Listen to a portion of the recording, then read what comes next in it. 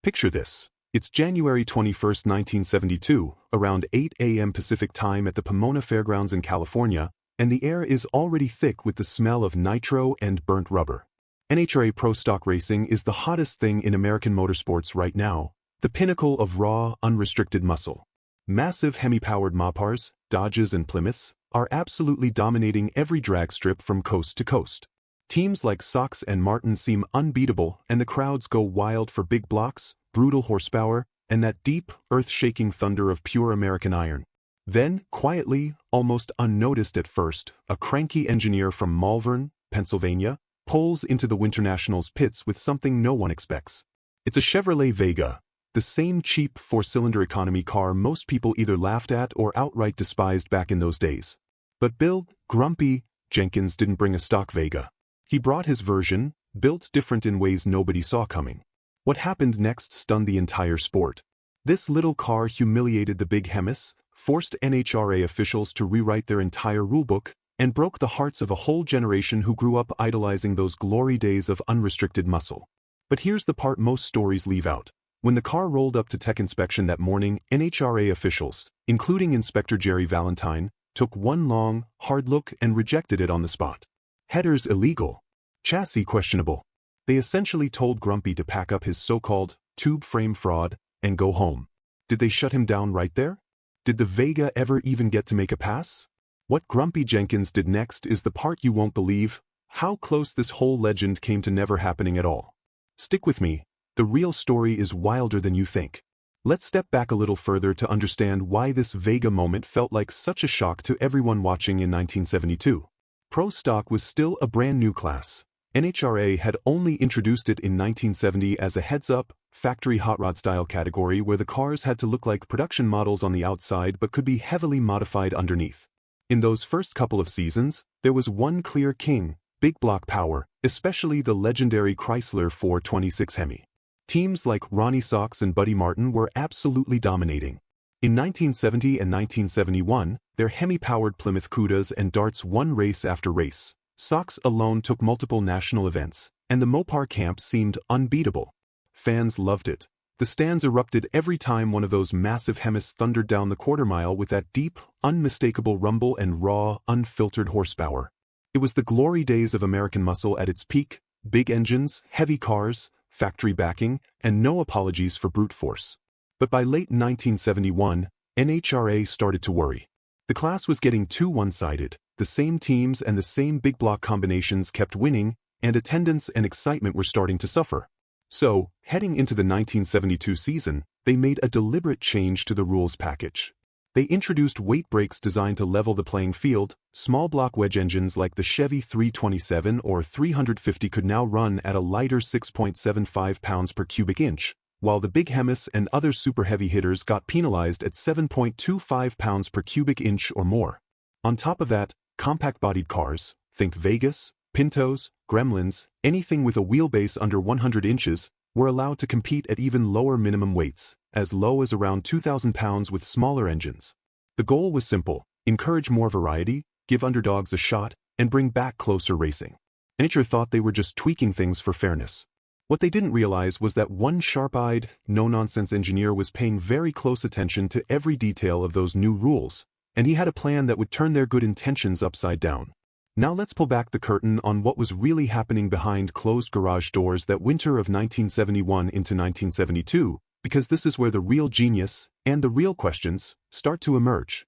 Bill "Grumpy" Jenkins wasn't just another racer throwing parts at a car and hoping for the best. He was an engineer first, a relentless tinkerer who'd already proven he could outthink the factory teams with his earlier Camaros and Chevelles. But the 1972 rules changes gave him an opening he'd been waiting for, and he didn't waste a second. In his small shop in Malvern, Pennsylvania, a place more like a machine shop than a flashy race team headquarters, Grumpy locked the doors, limited who came in and out, and went to work on something that would quietly rewrite what Pro Stock could be. The starting point was simple on paper: a brand new 1972 Chevrolet Vega body shell. Most people saw the Vega as a joke, an underpowered, economy compact with a four-cylinder engine that Chevrolet pushed as a fuel sipper for the gas crunch era. It weighed around 2,200 pounds stock, had a short 97-inch wheelbase, and looked nothing like the muscular Mopars or Chevelles that ruled the strips. But that's exactly why Grumpy chose it. Under the new NHRA weight brake rules, a compact car like the Vega with a small block wedge engine could run at a dramatically lower minimum weight, around 2,234 pounds for his 331 cubic inch setup at the 6.75 pounds per cubic inch factor, while the big Hemi cars were stuck carrying hundreds more pounds to compensate. The math was brutal for the competition. Lighter car, same power potential, better power to weight. Grumpy knew the numbers cold, and he built around them. The engine was the heart of the plan, and here Grumpy showed why he was already called one of the sharpest minds in drag racing. He didn't go big, he went smart. Starting with a Chevrolet 327 block, the reliable small journal foundation, he bored it out to 4.030 inches and kept the stock 3.25-inch stroke crankshaft, landing at exactly 331 cubic inches. Why 331 instead of the larger 350 or smaller 302? Grumpy tested all three in late 1971 on the track with his previous Camaro. The 331 hit the sweet spot. It revved higher than the 350 without losing too much torque, made strong mid-range power, and fit perfectly under the new weight brakes. By the end of that development, he was seeing around 525 horsepower on the dyno in October 71, and with a year's refinement leading into the Vega, that number climbed to a conservative 580 to 585 horsepower at the flywheel. Some later claims pushed toward 600 or even 680 in evolved versions, but for 1972, 580 to 585 was the realistic figure he talked about in interviews. That's roughly 1.75 to 1.8 horsepower per cubic inch from iron heads and a pushrod small block, numbers that sound modest today but were astonishing in an era before aluminum everything and computerized tuning. The engine breathed through ported iron Fully heads, no fancy aftermarket castings yet, topped with a modified Edelbrock tunnel ram intake and dual Holley carbs, initially center squirter 660s, later upgraded. A high-lift mechanical roller cam, tight 13:1 compression, and meticulous blueprinting let it scream to 8,500 to 9,000 revolutions per minute reliably, with trap speeds suggesting even higher revs in the lights on race day. Grumpy once explained it plainly. He built 3 test engines, ran them head-to-head, and the 331 simply won every comparison for his goals. But the engine alone wasn't enough to dominate. The real revolution, the part that raised the most eyebrows and sparked the whispers of tube frame fraud, was underneath.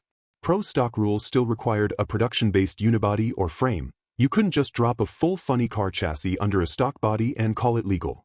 Grumpy pushed that boundary as far as it would go without snapping it. Working with fabricators, including input from shops like SRD Race Cars for jig work, he kept the Vega's outer unibody shell, doors opened, stock profile intact, but reinforced and lightened the structure dramatically. He integrated a sophisticated rear subframe tied into the rocker panels with chromoly tubing, creating what many consider the first semi-tube or hybrid tube chassis in pro stock. It wasn't a complete funny car-style space frame from bumper to bumper that came in his 1974 Vega, but it was far beyond stock. Custom cross members, reinforced firewall, and a setup that allowed a precise 3-link rear suspension to plant the power without twisting the body. The front stayed closer to production with coil springs and A-arms, but everything was tuned and lightened. Why go to all this trouble? Not just for lightness, though it helped, but for control. The tube reinforcements made the car stiffer, more predictable under launch, and better at transferring power to the slicks without flexing. In interviews years later, Grumpy downplayed the fraud label, saying the chassis was about tying the suspension in properly, not cheating weight. But rivals saw it differently, a hidden race car inside an economy shell. And then there's the quote that still echoes in old drag racing circles. When a journalist pushed him on whether the Vega was truly legal, Grumpy, ever the straight shooter, gave one of his most famous lines: "We didn't build it to be legal. We built it to win." He clarified in context that he meant he built it to exploit every allowable advantage, to push rules to their limit without crossing into outright illegality. He wasn't admitting fraud, but he wasn't pretending innocence either. If NHRA hadn't opened the door with the weight brakes, he said he'd have run the car in match races or unsanctioned events anyway. That mindset was pure Grumpy. No apologies, no excuses, just results. The whole project stayed shrouded in secrecy. Only a tight circle, Grumpy, his crew chief, a few fabricators, knew the full extent. No big press releases, no factory hype. He didn't need sponsors flashing checks. This was self-funded engineering. The car was finished just in time for the Winter Nationals. Untested on a drag strip, no shakedown runs to speak of. Grumpy loaded it up, drove it across the country, and rolled into Pomona like it was just another weekend. But inside that innocent-looking Vega shell was a machine engineered down to the gram, lighter rotating assembly, gas-ported pistons, another Grumpy innovation for better ring seal at high RPM, precise oiling, and suspension geometry dialed for the new weight and power. Questions hung in the air even before it fired. Was the chassis too far from stock? Were the headers routing in a way that skirted emissions-era rules? Did the weight really match the scales without tricks? Grumpy didn't advertise answers. He let the car do the talking. And what it said next would shake the sport to its core. The build wasn't about brute force. It was about precision, foresight, and a willingness to question every assumption the big teams took for granted. For fans who remembered when a Hemi just needed more cubic inches to win, this was unsettling. For those who appreciated engineering over ego, it was brilliant. But as the Vega sat in the pits that January morning, unproven and controversial, the biggest question of all lingered. Would NHRA even let it run? Or had Grumpy pushed the envelope 1 inch too far? The answers were coming fast. So there it was, January 21, 1972, early morning at the Pomona Fairgrounds, and the Vega sat in the pits looking almost too ordinary, like it had wandered in from a dealership lot instead of a secret Pennsylvania garage. Grumpy and his small crew unloaded it quietly, no fanfare, no big entourage. The car still hadn't made a full quarter-mile pass anywhere. This was its first real test, straight from the trailer to the strip. Word started spreading fast once people got a closer look. That's not a stock Vega. The stance was aggressive, the tires massive slicks, the exhaust headers tucked in ways that raised immediate questions. Before the car could even fire for a burnout, it had to clear NHRA tech inspection, a process that was already stricter in pro stock because of the new weight break rules everyone was still figuring out. Grumpy rolled the Vega up to the scales and the tech shed, and that's when the real drama began. Officials, including veteran Inspector Jerry Valentine and others from the NHRA technical crew, swarmed the car. They measured wheelbase, checked body panels for stock appearance, weighed it down to the gram, and started poking at the details that mattered most. The headers caught their eye first, big equal-length primaries routed tightly under the floor pan in a way that looked suspiciously efficient for a compact car. Questions flew. Were these legal under the production header routing rules? Did they violate the spirit of keeping the car stock appearing? Then came the chassis scrutiny.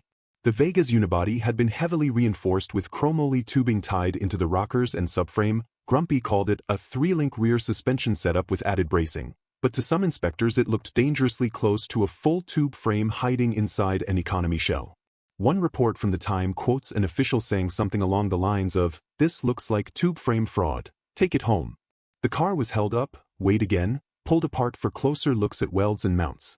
Tension built in the pits, Grumpy standing there stone-faced, arms crossed, answering questions in his usual short, no-nonsense way.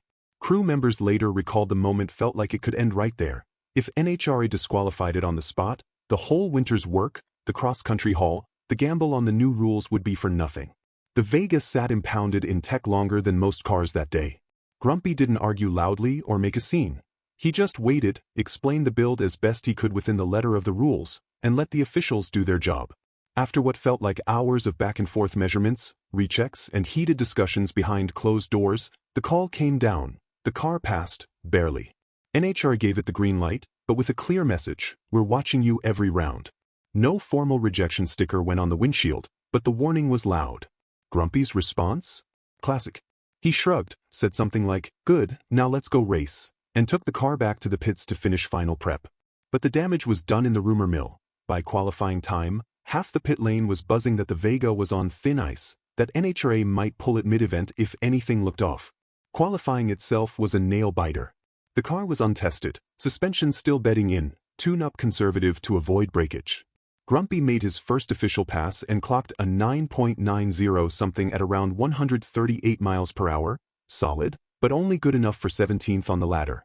Not the domination people expected from the hype. Whispers grew, maybe the little car wasn't all that after all. Maybe the big Hemis would eat it alive once the real racing started. Grumpy didn't panic. Overnight, between qualifying and eliminations, he and the crew worked under the lights, fine-tuning the 3-link geometry, adjusting shocks, dialing in the clutch slip, leaning on the carbs just a hair. No major changes, just precision tweaks born from years of experience. Sunday morning, race day, the Vega came alive. First round, low 9.7s. Second round, quicker still. By the semis and finals, the car was running consistent low 9.6s at trap speeds pushing 140 miles per hour, numbers that smoked most of the field. In the final, Grumpy lined up against Dongrethair's Hemi-powered entry, a car that should have had every advantage on paper. The light went green, the Vega hooked hard, and Grumpy drove away clean for the win. The Pomona crowd went silent for a split second, then erupted, some cheering the upset, others stunned that a Vega had just beaten the big block kings. Grumpy climbed out, no big celebration, just that trademark half-smile and a nod to the crew. The little car had not only survived tech, it had won the whole event on its debut. But the real question still hung in the air like smoke from the burnout. How long could NHRA let this continue before they changed the rules again? Because if one man could turn an economy car into a national event winner overnight, what else was possible?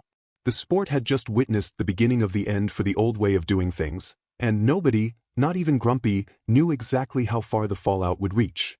With that first Winter Nationals trophy in hand, the little Vega didn't just win one race, it ignited a firestorm that would burn through the entire 1972 Pro Stock season and beyond.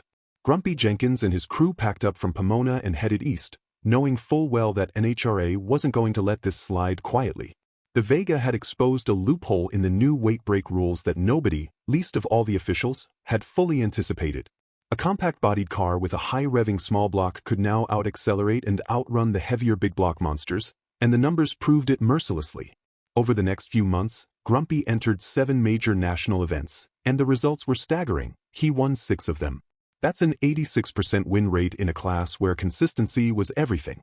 The Vega ran low 9.6s and high 9.5s regularly, trapping speeds in the 140s, and it did so with a reliability that frustrated the competition. At the Gator Nationals in March, he repeated the Winter Nationals magic. At the Spring Nationals, same story. By midseason, the car was nicknamed Grumpy's Toy 9 in the pits, and the phrase, Vega Killer, started appearing in headlines.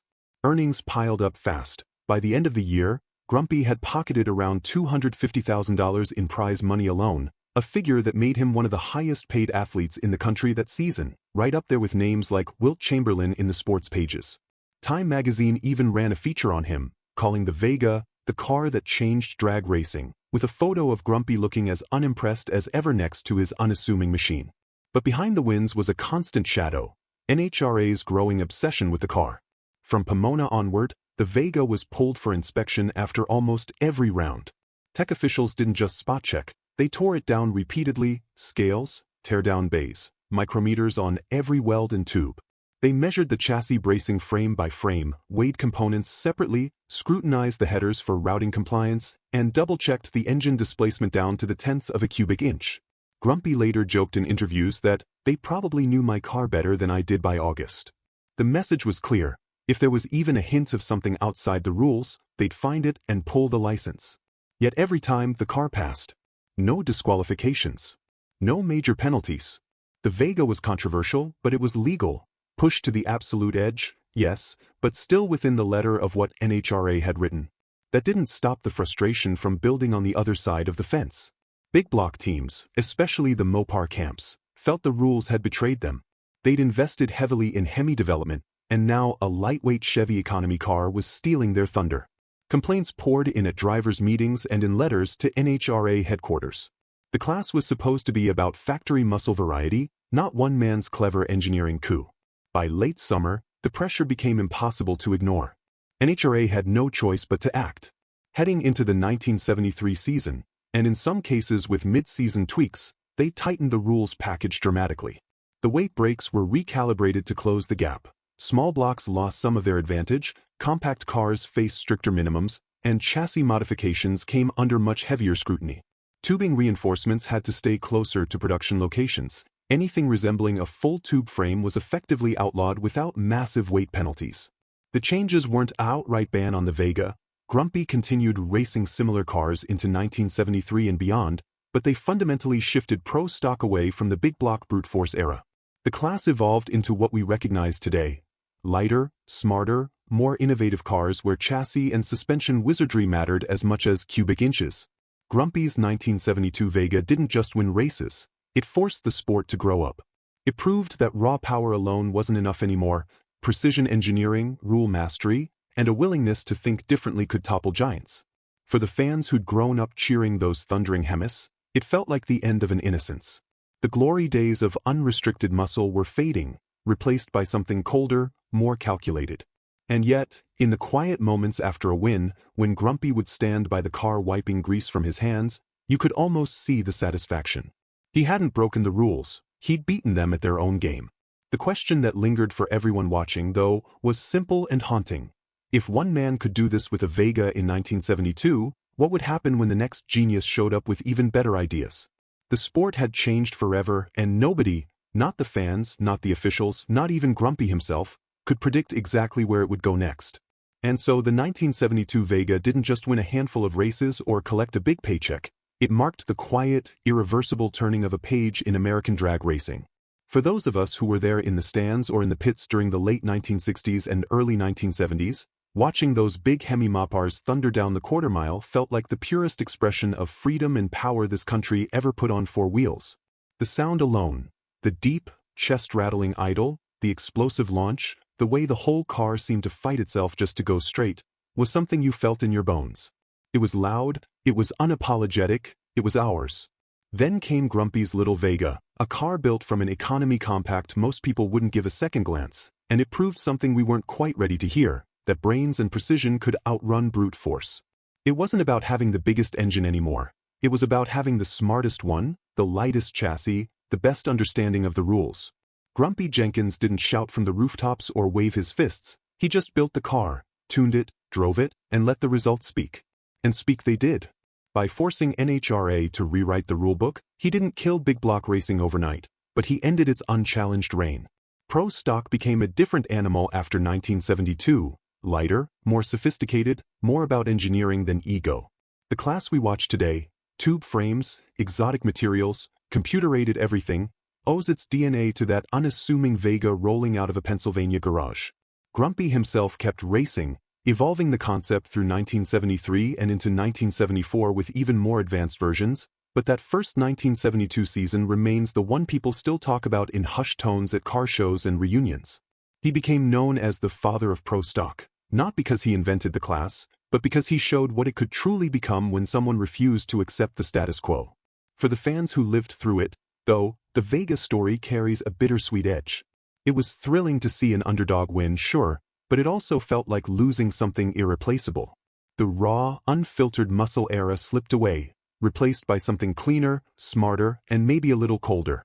If you were young back then, cruising Main Street in a Hemi Cuda or dreaming about one, the Vega's dominance might have stung just a bit, like watching your favorite band go electric or your old neighborhood change beyond recognition.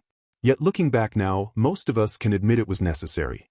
Drag racing had to evolve or risk becoming a museum piece. Grumpy's Vega made sure it kept moving forward. So here we are, decades later, still telling the story because it matters. It reminds us that sometimes the biggest changes come from the quietest corners, from one man with a wrench, a tape measure, and an idea nobody else saw.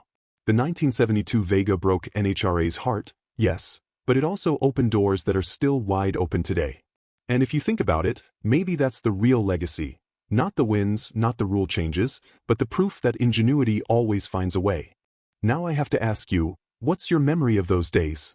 Were you trackside when the Vega first rolled out? Did it break your heart too, or did you cheer for the little guy who beat the giants? Drop it in the comments below. I read every one, and I love hearing the stories from folks who were really there. If this tale of Grumpy and his game-changing Vega hit home for you, give it a thumbs up. It helps more people discover these real pieces of drag racing history.